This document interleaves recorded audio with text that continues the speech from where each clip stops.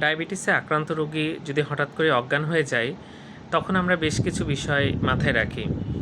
সবচেয়ে ইম্পর্ট্যান্ট সেটা হচ্ছে ডায়াবেটিস কমে যায় বা যেটাকে আমরা হাইপোগ্লাইসেমিয়া বলি। আমাদের যে 3.9 মিলিমোলের নিচে যদি চলে আসে ব্লাড গ্লুকোজ, তখন কিন্তু এরকম অজ্ঞান হয়ে যেতে পারেন। তো এটা কিন্তু ইমার্জেন্সি এবং সঠিক চিকিৎসা না হলে তার কিন্তু ব্রেনের চিরতরে কিছু ক্ষতি হয়ে যাবে। তিনি কিন্তু ভবিষ্যতে বেশ ভালোই বিপদে পড়বেন। তো যাক, ডায়াবেটিস যদি কমে যায় এটা আমাদের খেয়াল রাখতে হবে। কমে গেলে কিন্তু এরকম হয়। আবার ডায়াবেটিস যদি অনেক বেশি বেড়ে যায় তখনও কিন্তু এরকম হতে পারে।